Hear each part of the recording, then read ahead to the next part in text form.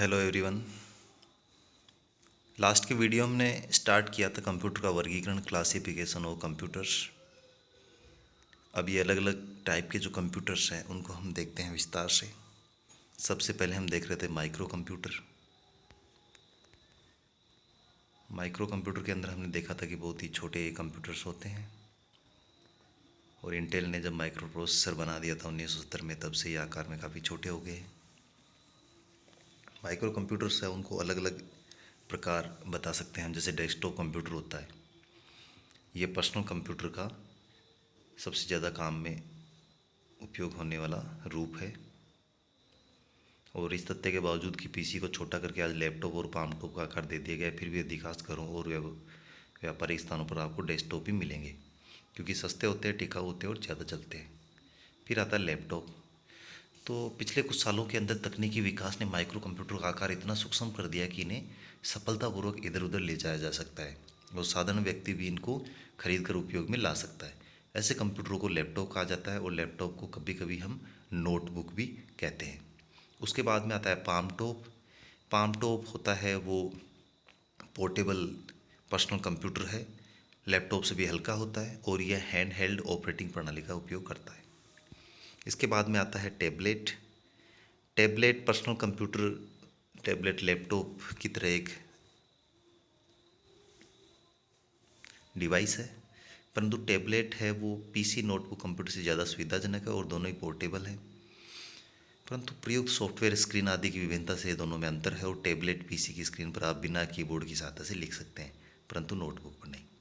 Tablet के अंदर तो आप सीधा ही स्क्रीन के ऊपर ही कीबोर्ड आ जाएगा, वहीं से लिख सकते हैं। फिर पर्सनल डिजिटल असिस्टेंट आता है, जिसको हम बोलते हैं पीडीए।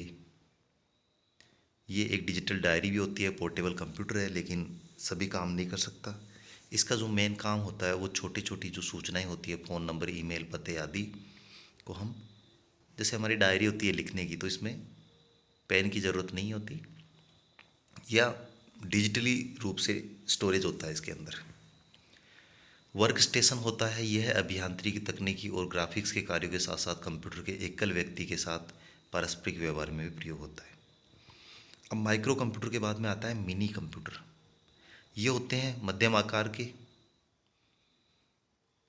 कंप्यूटर की कार्य क्षमता है और कीमत है दोनों माइक्रो कंप्यूटर की तुलना में अधिक होती है, जिस कारण से ये व्यक्तिगत प्रयोग में नहीं लाए जाते हैं। इस प्रकार के जो कंप्यूटर्स हैं, ये एक या एक से अधिक व्यक्ति एक समय में कार्य कर सकते हैं इन पर। इनका उपयोग होता है प्रायतः छोटी या मध्यम स्तर की जो कंपनियां होती है वहाँ पर।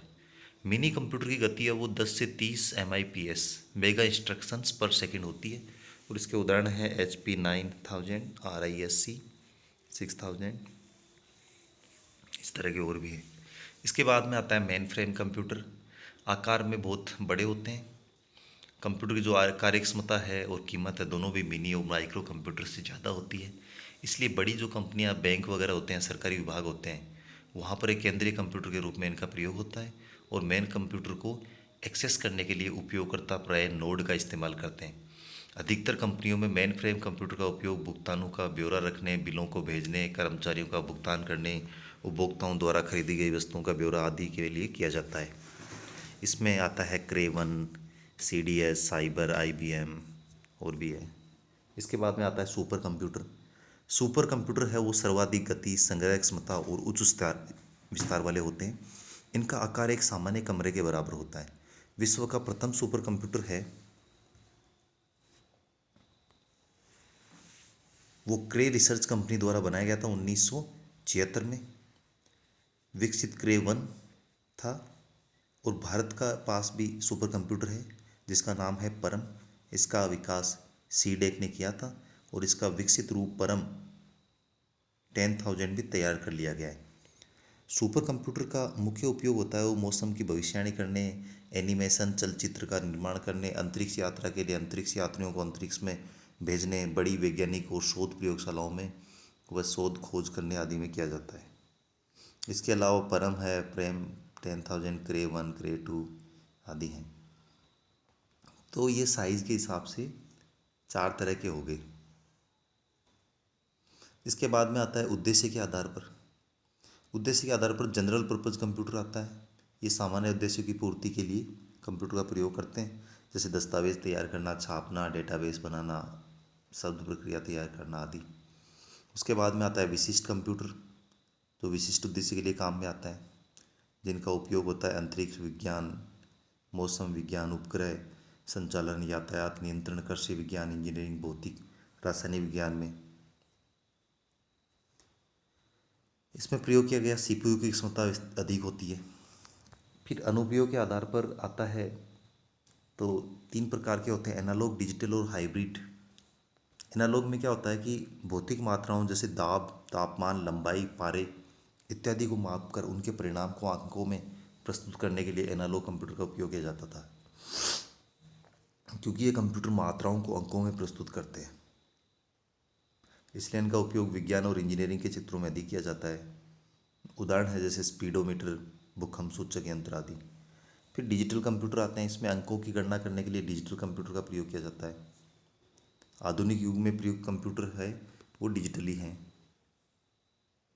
ये इनपुट किए गए डेटा को, प्रोग्राम को 0 और 1 में परिवर्तित करके इन्हें इलेक्ट्रॉनिक रूप से प्रयोग करते हैं। और डिजिटल कंप्यूटर का उपयोग व्यापार में, घर के बजट में एनिमेशन विस्तृत रूप से किया जाता है। उदाहरण है डेस्कटॉप कंप्यूटर, लैपटॉप आदि। फिर आता है हाइब्रिड कंप्यूटर। हाइब्रिड कंप्यूटर ऐसे होते हैं जिसमें एनालॉग और डिजिटल दोनों ही कंप्यूटर के गुण सम्मिलित होते हैं। मतलब एनालॉग और डिजिटल है, दोनों का मिश्रित रूप है, वो हाइब्रिड कंप्यूटर हो गया। इसके द्वारा क्या भौतिक मात्राओं को अंकों में परिवर्तित करके उनके डिजिटल रूप में ले आते हैं, और चिकित्सा के क्षेत्र में सर्वाधिक उपयोग होता है ये कंप्यूटर का अनुप्रयोग। आधुनिक युग में शायद ही ऐसा कोई क्षेत्र हो जहाँ पर कंप्यूटर का प्रयोग न होता हो। मुख्य जो क्षेत्र हैं वो शिक्षा, एजुकेशन है। इंटरनेट के माध्यम से हम किसी भी विषय की जानकारी कुछ ही क्षणों में प्राप्त कर सकते हैं। मल्टीमीडिया के विकास और इंटरनेट की सुलभता ने कंप्यूटर को विद्यार्थियों के लिए अत्यंत उपयोगी बना दिया है। बैंकिंग के क्षेत्र में कंप्यूटर ने क्रांति ला दी है। सभी बैंकों के अंदर सारे काम है वो आजकल कंप्यूटर से किए जाते हैं, और ज़्यादातर काम है वो आजकल ऑनलाइन किए जाते हैं, जैसे बैंकिंग करना, एटीएम से पैसे निकालना, चेक का भुगतान, रुपया गिनना, सब कुछ। संचार, कम्युनिकेशन, तो कंप्यूटर का प्रयोग है उसने संचार के क्षेत्र में भी क्रांति ला दी है, जब से इंटरनेट हम काम में लेने लगे। आधुनिक संचार व्यवस्था है वो कंप्यूटर के अभाव में कल्पना भी नहीं की जा सकती इसकी। टेलीफोन और इंटरनेट में संचार क्रांति को जन्म दिया। फिर चिकित्सा, मेडिसिन, चिकित्सा के क्षेत्र में कंप्यूटर का उपयोग विभिन्न शारीरिक रोगों का पता लगाने के लिए किया जाता है। रोगों का विश्लेषण, निदान भी कंप्यूटर द्वारा संभव है। आधुनिक युग में एक्सरे, सीटी स्कैन, अल्ट्रासाउंड इत्यादि विभिन्न जांचों में कंप्यूटर का प्रयोग विस्तृत रूप से होता है। वायुयान था रेलवे आरक्षण, एंड एयरलाइंस और रेलवे की रिजर्वेशन के लिए भी आज हम देखते हैं कि ऑनलाइन अपन घर बैठे बैठे मोबाइल से फ्लाइट की या रेलवे की टिकट अपन बना सकते हैं, बस की बना सकते हैं। मनोरंजन में करते हैं। अब ज़्यादातर जो आप लोग मोबाइल यूज़ करते हो, ज़्यादातर तो हम मनोरंजन के लिए काम में लेते हैं, गेम्स वगैरह खेल लिए, टेलीविज़न के कार्यक्रम देख लिए, क्रिकेट मैच देख लिया, फुटबॉल मैच देख लिया। प्रशासन में, एडमिनिस्ट्रेशन में, तो एडमिनिस्ट्रेशन होता है हमारा जो सरकारी एडमिनिस्ट्रेशन देखते हैं, प्रशासन, उसके अंदर भी हम देखते हैं कंप्यूटर का बहुत ज़्यादा काम में लिया जाता है। सुरक्षा में, सिक्योरिटी में, तो सिक्योरिटी में भी जैसे एयरक्राफ्ट को ट्रैक करना, हवाई हमले आदि कंप्यूटर का इस्तेमाल किया जाता है।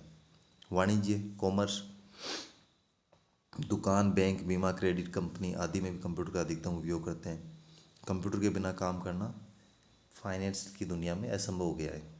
विज्ञान और इंजीनियरिंग में कंप्यूटर का उपयोग कठिन गणनीय और वैज्ञानिक गणनाओं को करने में किया जाता है। इसके अतिरिक्त कंप्यूटर कई तरह के रिकॉर्ड का संग्रहण करने, अकाउंट, पुस्तकालय में, किताबों या पत्रिकाओं में सहेजने में किया जाता है। इंडस्ट्री में बहुत सारे औद्योगिक संस्थान जैसे स्टील, केमिकल, तेल कंपनी आदि कंप्यूटर पर निर्भर है।